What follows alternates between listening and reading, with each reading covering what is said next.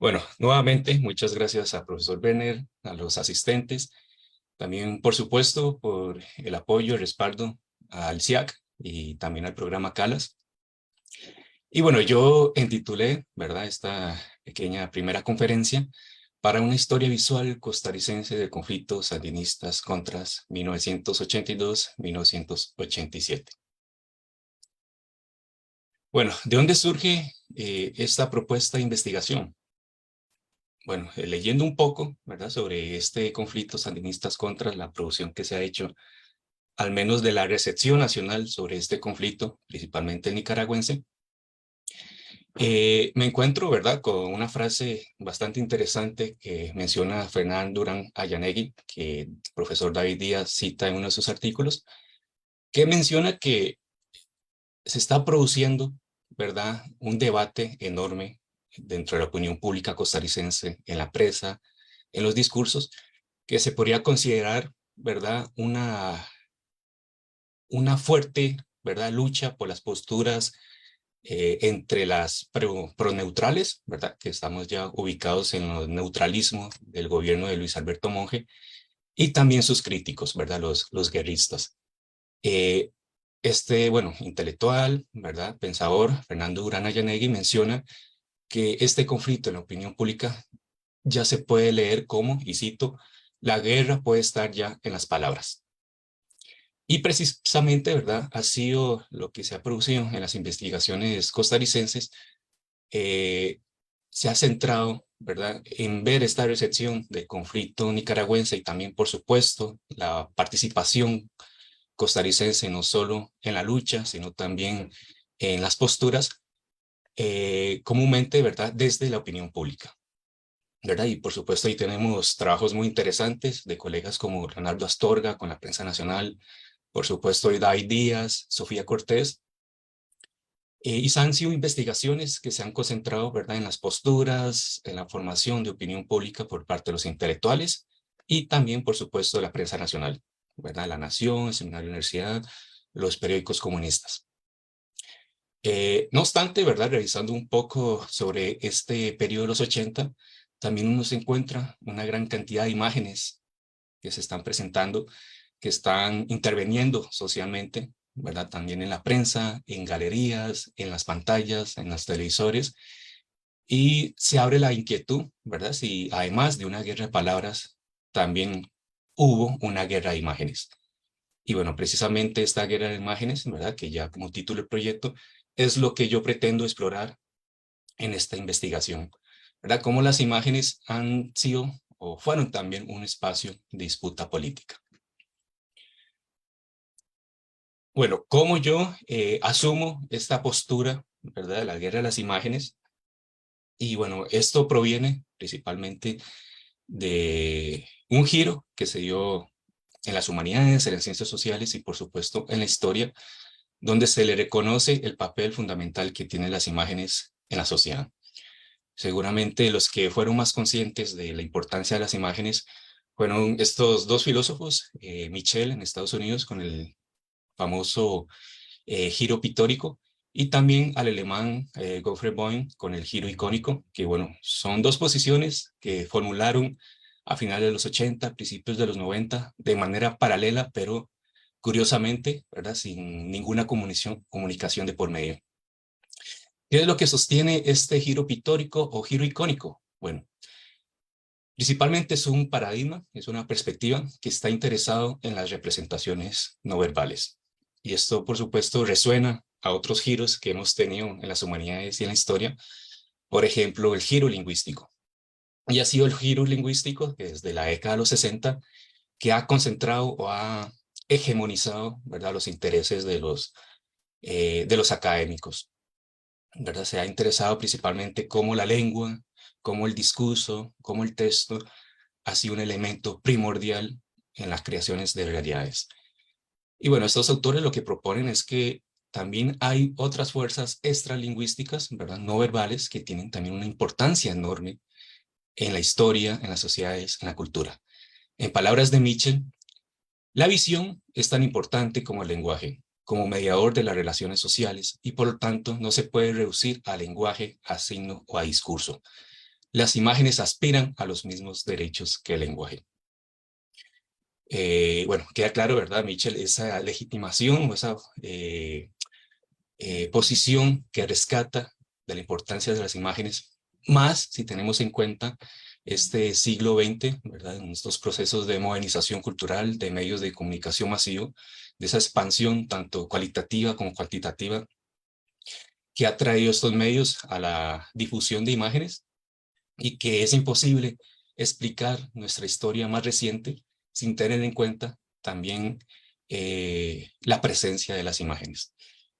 Por otro lado, además de este giro pictórico, giro icónico, también ya se van creando, ¿verdad? Escuela para rescatar la importancia de lo visual y bajo el nombre, ¿verdad? La cultura visual, los estudios de la cultura visual o también estudios visuales, principalmente se desarrollan en las academias europeas, estadounidenses.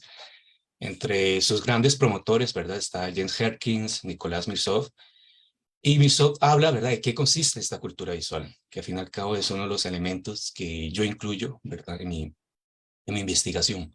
Según Mirsov, la cultura visual se interesa por los acontecimientos visuales, en los que el consumidor busca la información, el significado o el placer conectados con la tecnología visual. ¿Y qué es la tecnología visual? Bueno, por supuesto no es una noción mucho más moderna, sino una visión, una lectura más antropológica, que la tecnología visual puede ir desde la pintura al óleo hasta la televisión y la internet. Entonces ahí podemos pasar, ¿verdad?, por la gran cantidad de estas tecnologías visuales como el cine, la historieta, las revistas, la propaganda visual, los póster, las caricaturas, bueno, y un largo etcétera.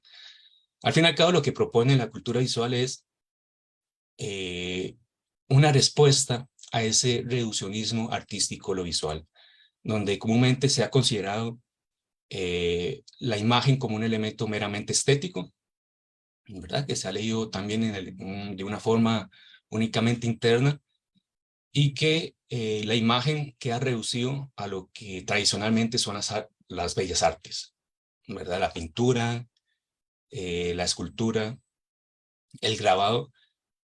Y más allá de esa noción, ¿verdad?, tan reduccionista de la imagen, los académicos que se han insertado en este programa de la cultura visual, lo que buscan es también ampliar un poco esa noción de la imagen, ¿verdad? Ir más allá de lo que tradicionalmente, ¿verdad?, en una paradigma mucho más tradicional, ha sido investigado por la historia del arte. Entonces, al fin y al cabo, ¿en qué consiste? ¿Cuáles son los elementos que aglutinan la cultura visual? Bueno, este es un mapa de John Worter y Sarah Champlin, que ya incluye, ¿verdad?, en qué o qué elementos compondrían ese campo de la cultura visual. Aquí vemos, ¿verdad?, lo que podríamos concebir esa rama tradicional que son las bellas artes, pero también está la artesanía, el diseño, las artes escénicas y el espectáculo, y por supuesto, y con mayor resonancia en nuestra historia reciente, los medios de comunicación y electrónicos. Este campo de la cultura visual está vinculado con, por supuesto, con otro campo mayor, con el campo de la producción cultural, que a su vez está vinculado de forma más macro con el campo de la producción general. Lo curioso, ¿verdad? O lo interesante de esta postura de la cultura visual es que la cultura visual es un mediador entre la imagen y el contexto, ¿verdad? No simplemente podemos ir directamente a la imagen para ver su sentido, ¿verdad?, sus efectos sociales, sino que también tenemos que ver cómo esa imagen resonó en una cultura visual. Y a partir de esa cultura visual hegemónica o que de alguna forma se está transformando o se está produciendo disrupciones, podemos interpretar, ¿verdad?, el valor que tiene esa imagen en el contexto histórico más general. Entonces, en términos sencillos, la cultura visual es ese mediador entre la imagen y el contexto. Entonces, bueno, otro, ¿verdad?, un aporte muy interesante que mencionan estos académicos.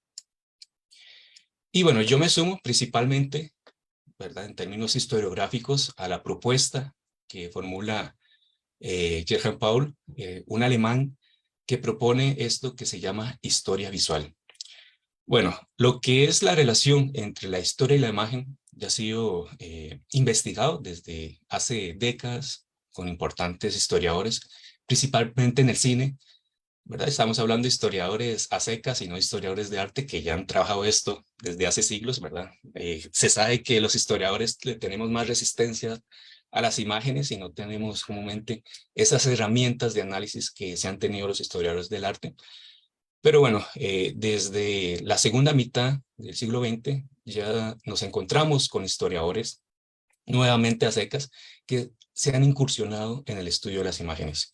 En un primer momento, ¿verdad? Seguramente han sido el cine que han producido más reflexiones. Ahí, por supuesto, tenemos los trabajos de Marc Ferró, sobre también Robert Rosenthal, Pierre Solin, el sociólogo y el historiador. Pero también tenemos otras propuestas ya más generales, como las de Carlos Ginzburg, Peter Burke, ¿verdad? Y Lumilla Jornadova recientemente. Y bueno, además de estos aportes que han realizado estos historiadores, Gerhard Paul ya propone, ¿verdad?, una mayor sistematización de lo que es su propuesta, que es la historia visual. Bueno, lastimosamente, muchos de sus trabajos no han sido traducidos, ni siquiera en inglés, entonces mucho trabajo, muchas investigaciones o muchos aportes metodológicos de Paul están inéditos en alemán. Entonces, bueno, creo que sería interesante, ¿verdad?, que se produjera lo más pronto posible, ¿verdad?, una traducción de su trabajo. ¿Y qué comprende él como historia visual?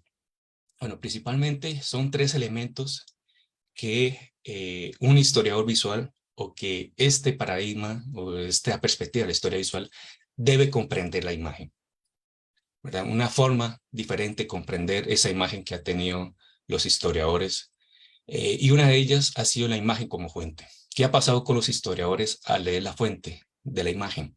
Bueno, principalmente es una ilustración. Es una ilustración, ¿verdad? Como una imagen adorno que se pone porque es estéticamente bonita, o que incluso la imagen únicamente sirve como una reafirmación de la evidencia textual. Entonces tenemos, ¿verdad?, nuestros grandes discursos historiográficos y ponemos una imagen para reafirmar lo que estamos diciendo. Bueno, lo que dice Gerhard Paul es que esto habría que cambiarlo, que no es meramente un adorno, que no es meramente una reafirmación, sino que la imagen también es fuente para leer de otra forma la historia, que la imagen a su vez también es generadora de historia. Por otro lado, también la imagen como medio. Y esto es importantísimo, que ya es algo que es una tesis básica o fundamental que ha venido desde el giro pictórico y los estudios de la cultura visual, que es tomar las imágenes como entidades activas, ¿verdad?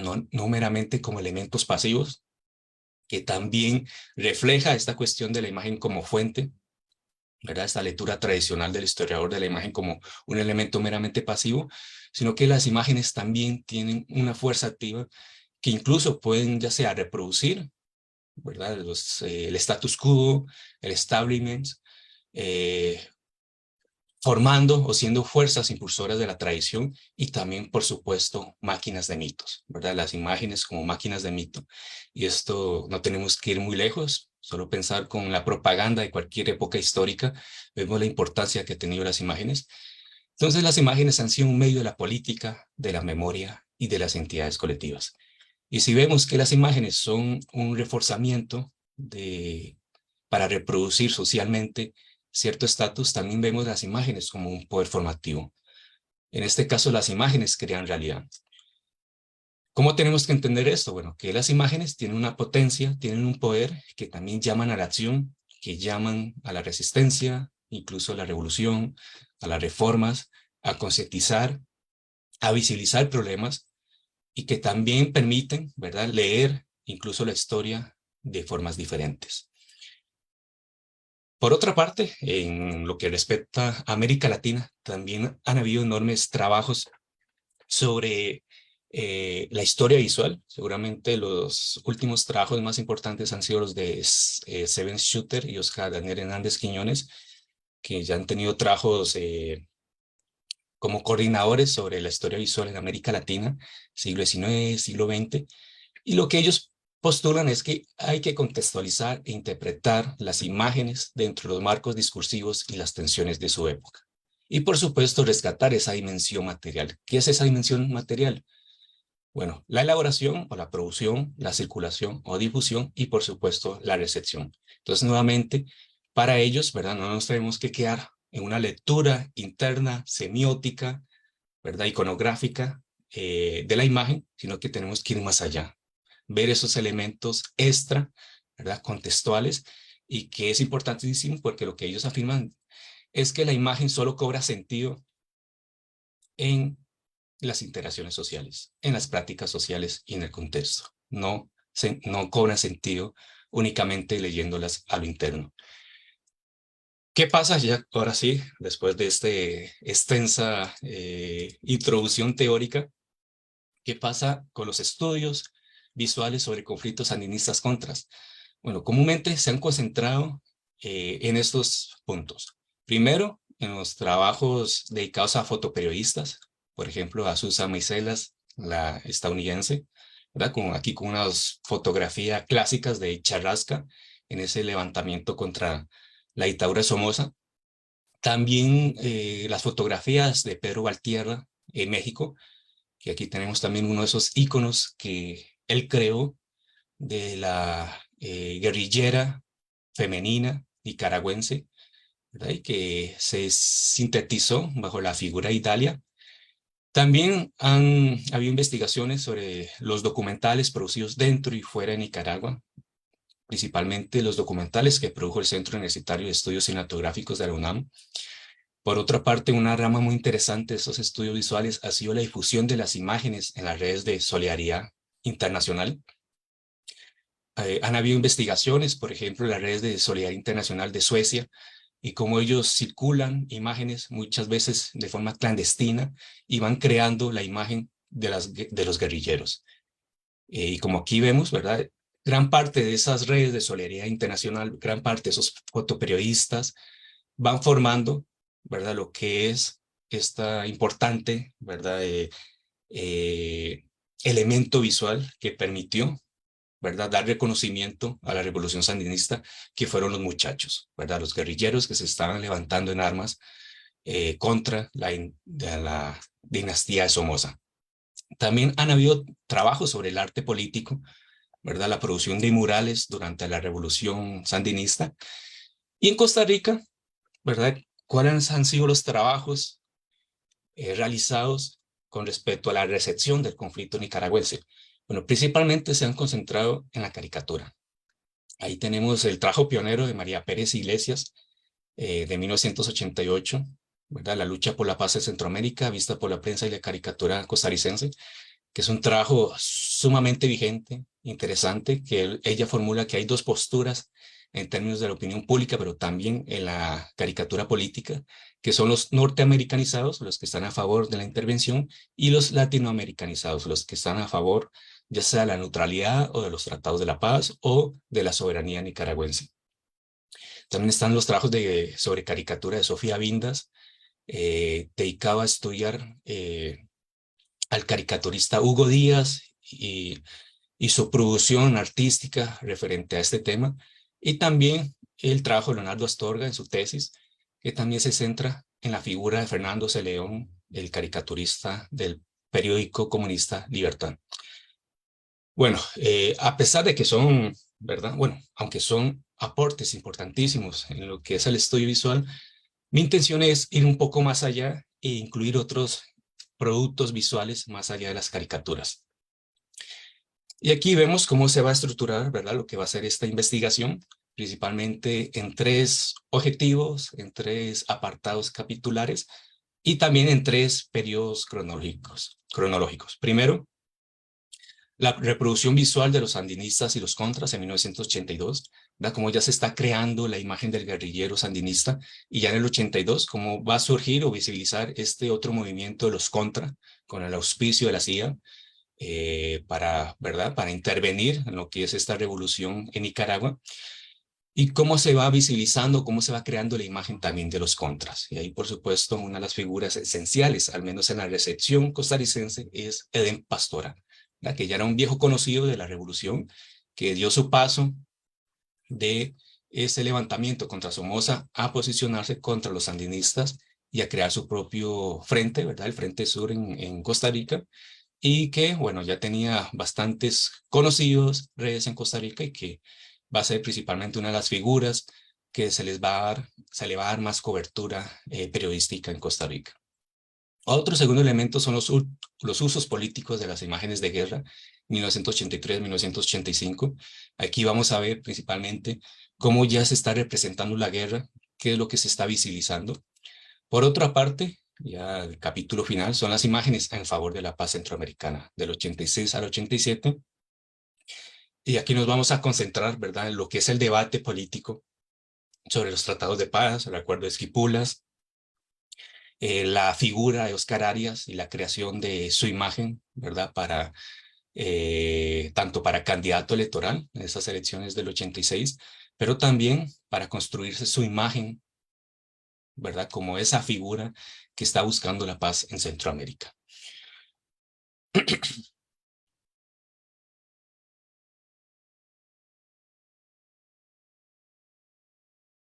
Y un poco, ¿verdad?, que es un proyecto que todavía está trabajándose, pero lo que he logrado, ¿verdad?, encontrar en esa revisión de los periódicos que se ha concentrado en La Nación para ver esa postura proestadounidense, Semanario Universidad, que es mucho más crítica hace intervencionismo estadounidense, y por supuesto también el periódico La Libertad, para ver cómo se ha difundido, cómo se ha realizado la circulación de estas imágenes. Por supuesto también me interesaría incluir ya productos visuales más allá de la prensa nacional. Bueno, haciendo esta exploración ya he encontrado, ¿verdad?, diferentes usos o funciones sociales que se le ha aplicado a la imagen. Y uno de ellos, por supuesto, son las imágenes de revolución. Las imágenes de revolución se estaban produciendo desde la revolución sandinista, antes del 79. Una de las famosas películas documentales que dieron, ¿verdad?, presencia, visibilización, concientización sobre la revolución sandinista fue Patria Libre o Morir, de 1979, creado por Antonio Iglesias y Víctor Vega. Fue una producción de Istmo Film, que fue una productora centroamericana. Ahí estaba Oscar Castillo, el actor. También estaba escritores como Samuel Robinsky, Carmen Naranjo, el nicaragüense Sergio Ramírez. Y bueno, eran realizaciones de películas documentales principalmente. También hubo ficciones que también buscaban, ¿verdad?, hacer presente los conflictos centroamericanos. Y uno de ellos fue este Patria Libre o Morir, con imágenes también sumamente fuertes, pero que ya estaba reivindicando este proceso revolucionario en una fecha tan temprana, ¿verdad?, en su ascenso al poder, como fue el 79. En Costa Rica también vamos a ver cómo se está ya dándole cobertura a la revolución sandinista, y seguramente una de las partes, o una de las figuras más importantes en esa visibilización fue la periodista de guerra, la primera periodista de guerra mujer en Costa Rica, Ana Lorena Chavarría, que bueno, está dando cobertura, ¿verdad?, en el campo de batalla. Y aquí vemos una imagen de una entrevista que le dio a Eden Pastora, y que podríamos decir así que fue las primeras transmisiones realizadas en televisión pública sobre el conflicto centroamericano, realizados por un periodista nacional, en este caso una periodista. Y comúnmente se dice que si la guerra de Vietnam fue la primera guerra televisada por parte de Estados Unidos, no sería extraño decir que la guerra o la revolución sandinista también fue el primer conflicto televisado en Costa Rica. Otra de esas imágenes de la revolución que nos estamos encontrando es otro documental, Sin Fronteras, de 1982. Este fue producido por el Centro de Cine. Ahí estaban los directores, productores como Roberto Miranda, Carlos Freire, Víctor Ramírez y Juan Bautista Castro. La fecha es lo más interesante porque ya es 1982, ya habían pasado varios años después de la Revolución Sandinista. Fue una producción que, a pesar de que se hizo en el momento de la revolución, fue años después que se terminó exhibiendo, ya en un contexto completamente diferente, más allá de esa euforia que provocó el levantamiento y la victoria de la revolución sandinista en el 79. Ya nos encontramos con un 82 donde las críticas al gobierno sandinista ya son más amplias, donde la presencia estadounidense ya se está dando a conocer y donde el surgimiento de los contra también ya es una realidad. Entonces, aquí vemos que ya se está utilizando la historia reciente también como una forma de legitimar este proceso ante los abates que está teniendo tanto interno como externamente la revolución sandinista. Aquí lo que vemos son también imágenes de los costarricenses que participaron en la brigada Carlos Luis Fallas en la revolución. Y bueno, también es una producción muy interesante, lo que nuevamente les menciono que es un contexto completamente diferente, ¿verdad? Con unas intenciones, con una intervención social eh, que va más allá de esa euforia del 79. Por otro lado, también vemos esas crónicas visuales que están realizando los periodistas, en este caso el Semanario Libertad de 1980.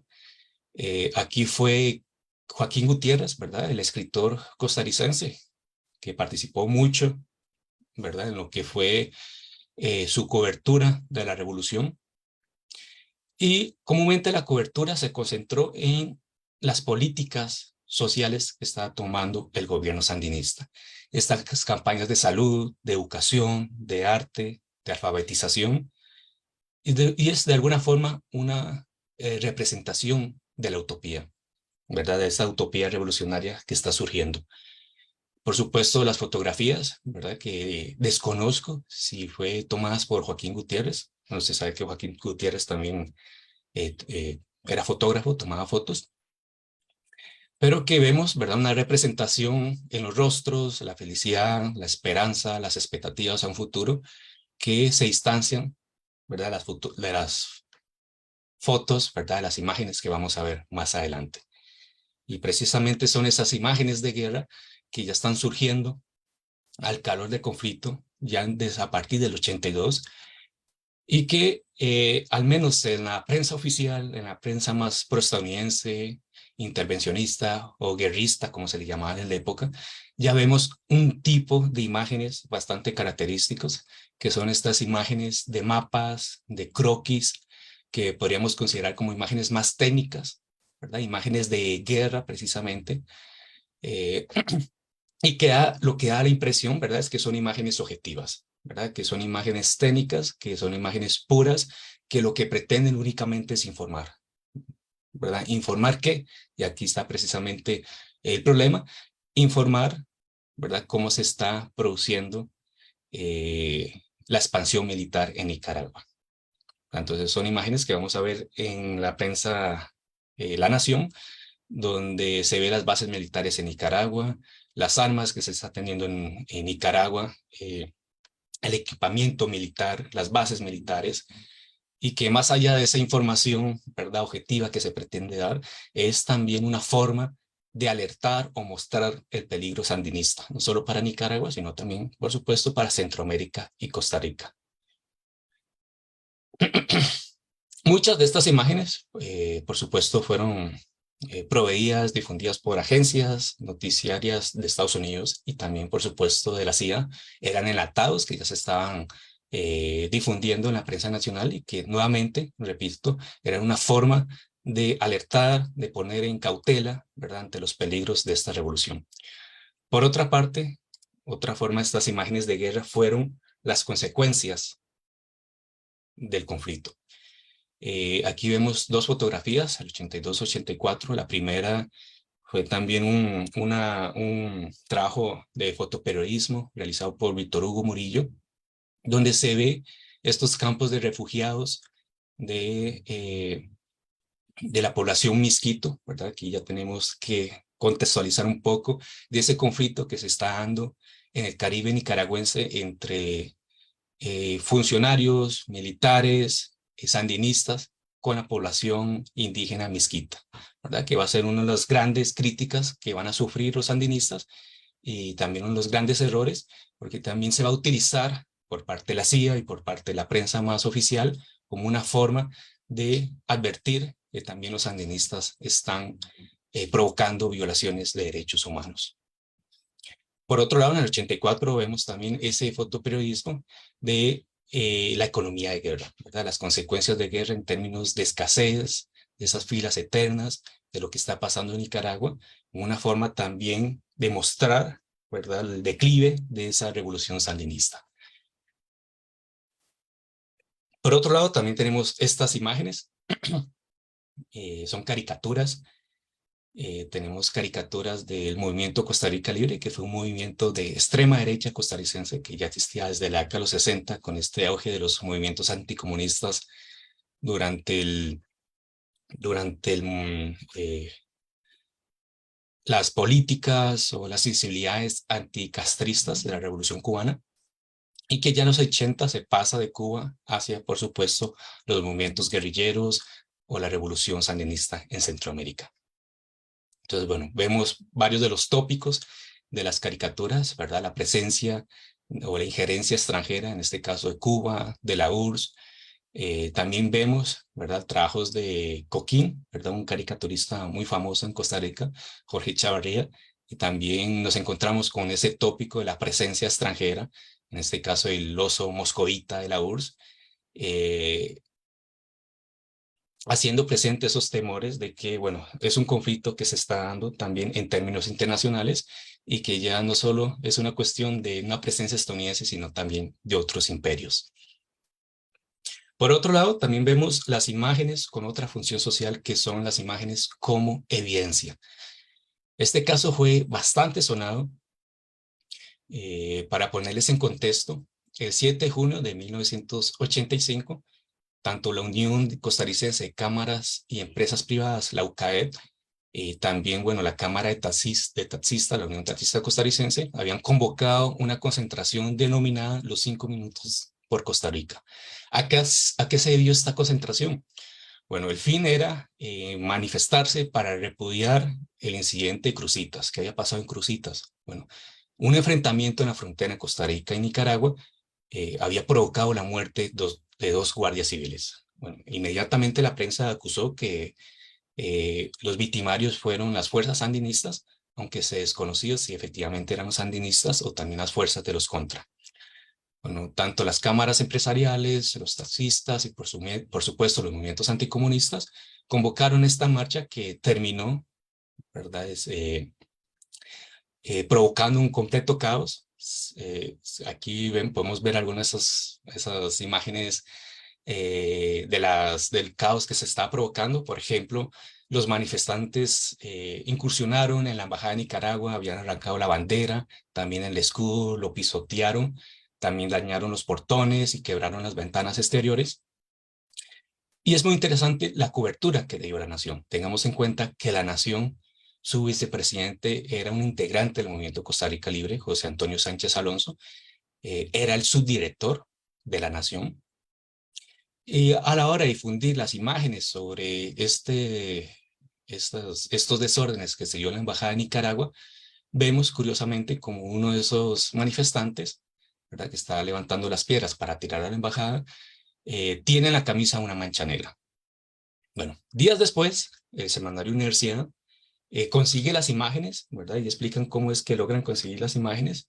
Tienen bastantes buenos contactos y difunden que esa mancha negra estaba ocultando el símbolo, el escudo del movimiento Costa Rica Libre.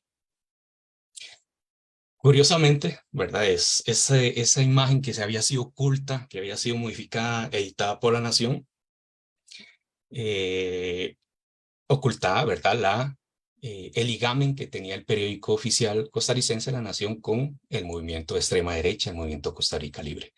¿Cuál fue la postura del movimiento Costa Rica Libre? Bueno, que realmente sus integrantes estaban impidiendo la violencia contra la embajada. Ese fue el discurso que habían formulado y bueno, con las imágenes de la universidad mostraron que efectivamente no era así, que fueron partícipes de la violencia y que también revelaron, ¿verdad? Encararon el trabajo de edición, de desinformación que estaba tomando la Nación ante este conflicto. También otras formas de las imágenes como evidencia lo vemos con los trabajos también de fotoperiodistas dando cobertura a las acciones estadounidenses en Costa Rica, ¿verdad? Principalmente esa presencia estadounidense en Costa Rica y también la participación costarricense en el conflicto, en un periodo donde se estaba, ¿verdad?, con esta política internacional de la neutralidad de Luis Alberto Monge, ¿verdad?, el presidente que iba a estar costarricense del 82 al 86, Después de las críticas por su apertura al intervencionismo estadounidense, bueno, como una campaña de imagen, como un lavado de cara, propone, ¿verdad?, el tratado de neutralidad, la proclama de neutralidad, que va a afirmar que ni uno ni con otros, ni con los sandinistas, ni con los contras, ni con los estadounidenses. En la práctica, esto fue una completa farsa. Realmente sí hubo una presencia estadounidense en Costa Rica, ayudando a la contra, capacitándolos militarmente, dándoles recursos, armas, etcétera. Y también detrás de eso nos encontramos con una campaña propagandística, ¿verdad? Una forma de utilizar la cultura, los medios de comunicación para alinear a la postura proestadounidense. Y esto lo encontramos con la instalación de transmisores de la VOA. La VOA era La Voz de América, que era la agencia de radio estadounidense, la agencia de información radiofónica de Estados Unidos, y que en San Carlos, principalmente en Altamira de Aguasarcas de San Carlos, ya estaban instalando instalaciones radiofónicas para amplificar las redes de La Voz América en Nicaragua. Y por supuesto, para difundir noticias propagandísticas en contra de los sandinistas y a favor de los contras. Bueno, el semanario en 1984 se entera de la noticia, dan una cobertura extensa y mandan a fotoperiodistas, entre ellos al director del semanario, Carlos Morales, que va a tener un papel muy importante en lo que es las críticas a este intervencionismo estadounidense, y muestra, ¿verdad?, como efectivamente sí se está trabajando esa tierra de San Carlos para instalar lo que son los transmisores de La Voz de América. Por otro lado, también un caso muy sonado fue en el 86, cuando la prensa, principalmente estadounidense, el New York Times, Miami Herald, también el Tico Times en Costa Rica, muestran imágenes de cómo había aeropuertos clandestinos creados por la CIA, por Estados Unidos, para destruir armas en Nicaragua, ¿verdad? Entonces, estas imágenes lo que mostraban era una refutación, una contradicción a las posturas neutralistas de Luis Alberto Monge. Por otra parte, ya más ligado con el tercer apartado de la investigación, nos encontramos con esas imágenes de paz. Y por supuesto, una de las figuras elementales de esas imágenes de paz es Oscar Arias, ¿verdad? Oscar Arias se lanza campaña electoral en el 86 contra Calderón. En un primer momento, ¿verdad?, lo que es las posturas que ellos tienen sobre el conflicto centroamericano no era lo importante en la campaña, pero bueno, lograron ver que había un espacio de convocatoria electoral muy importante en términos de la postura sobre el conflicto sandinista y contras. Oscar Arias supo aprovechar eso y dio un vuelco enorme a su campaña electoral hablando de la paz en Centroamérica, ¿verdad?, frente a la postura de Calderón, que era una postura más guerrillista, ¿verdad?, más a favor de la presencia militar estadounidense. Incluso, bueno, el profesor David Díaz dice que uno de los grandes elementos que le dio la victoria a Oscar Arias en el 86 fue su campaña publicitaria, su campaña electoral, y por supuesto los anuncios que se están difundiendo en la televisión pública costarricense con ese paz para mi tierra, ¿verdad?, paz para mi gente, que bueno, fueron unos anuncios de campaña electoral sumamente efectivos, con música que en el momento histórico, ¿verdad?, eran bien producidos, y que logró, ¿verdad?, darle o dotarle un gran apoyo a aquellos sectores que no están a favor del intervencionismo militar, aquellos sectores más de la izquierda, e incluso sectores que no conocían o no les importaba el conflicto sandinista contra, pero que gracias al anuncio, ¿verdad?, los logró de alguna forma seducir a estos temas. Entonces, de alguna forma, estas campañas publicitarias construyó la imagen de Oscar Arias como una figura de paz frente a Calderón como una figura de guerra. Aquí habríamos que hablar más de esas imágenes de paz que ya se van construyendo también en el 87 con los acuerdos de Esquipulas. Por supuesto, ya cuando se le da el premio Nobel a Oscar Arias, también las imágenes de paz que se están construyendo por parte de redes de solidaridad en Costa Rica, por parte de intelectuales, profesores, artistas, con por supuesto el símbolo clásico de la paloma, las producciones artísticas. Y ya en el 86, aunque nos sale un poco el periodo, pero también vemos ¿verdad? Ese famoso concierto de derechos humanos ya creado por Amnistía Internacional, donde vamos a encontrarnos artistas internacionales como Bruce Springfield, Tracy Chapman, Peter Gabriel, Sting, que también vienen a reafirmar un poco esa construcción de la paz que se estaba insertando en el imaginario costarricense a partir del 86. Bueno, un poco vamos a hablar sobre el arte, ¿verdad? Que nos hemos concentrado principalmente en lo que son las imágenes de los medios de comunicación, las imágenes informativas, propagandísticas, pero ¿qué está pasando en el arte? ¿Verdad? Se están los artistas preocupándose, visibilizando sobre el conflicto centroamericano. Bueno, según la postura de la crítica mexicana integrante del jurado del primer Bienal Lastnet Science, Raquel Tibol, parece que no, ¿verdad? Que hay principalmente los artistas oficiales o que tienen ya mayor reconocimiento costarricenses, no están tomando, ¿verdad? No están visibilizando los problemas de Centroamérica. En una de sus críticas que publicó en el Semanario Universidad, ella afirma: con excepción de la serie Testimonios de Lola Fernández y de los trabajos de dibujo y pintura de Fernando Carballo, la tragedia centroamericana no entra en los talleres de los artistas de Costa Rica. Quizás excesivamente ligados a los sectores adinerados que gritarían de alegría si fracasara la causa sandinista en Nicaragua. Mientras se aturden con voces de alarma, ya llegan los rusos, ahí están los cubanos, cuando en verdad son los Estados Unidos quienes están entrando para quedarse. Bueno, este artículo de Tibol y también, por supuesto, sus posturas como jurado en este primer bienal fueron bastante polémicos. Además que ya había una polémica por la ganadora del bienal, que fue una artista desconocida, ¿verdad? Lila Méndez Gutiérrez, con una obra que se llama El Tronco, que era un textil, y que, bueno, provocó mucho rechazo por parte de las esferas artísticas más oficiales o más establecidas. Y lo que menciona Raquel Tibol es que en Costa Rica la producción artística se ha centrado, ¿verdad?, en pinturas fantásticas, oníricas, intimistas, de lo que ella llama el poeticismo, también geometrismos con exceso de carga emocional, así es como ella lo mencionó, y también ese arte primitivo y arte naif, citando que tienen un amplio mercado no solo entre en los turistas, sino también en la burguesía adinerada. Entonces realmente no se estaba trabajando, ¿verdad?, artísticamente el conflicto centroamericano, no se estaba visibilizando este problema. Bueno, un poco indagando, ¿verdad?, que esos son, ¿verdad?, primero conclusiones, no son las conclusiones últimas. Efectivamente nos encontramos que los artistas ya establecidos no están trabajando sobre este tema.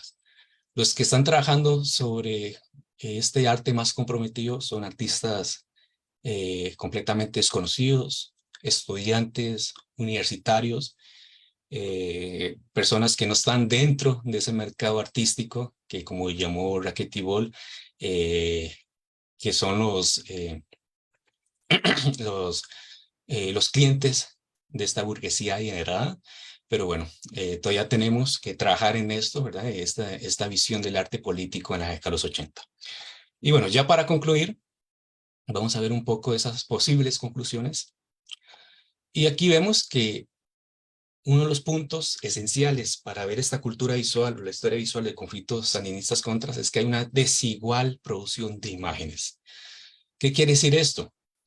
Que en un primer momento las imágenes que van a tener mayor cobertura van a ser los que van a estar en los medios de comunicación más oficiales, ¿verdad? En la televisión pública, en la prensa,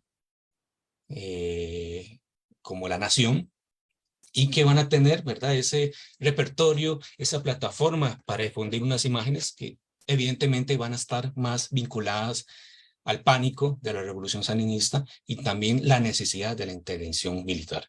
Pero esto no quiere decir que no hubiera imágenes por parte del lado, como mencionó María Pérez Iglesias, latinoamericanista, o también incluso imágenes de la paz.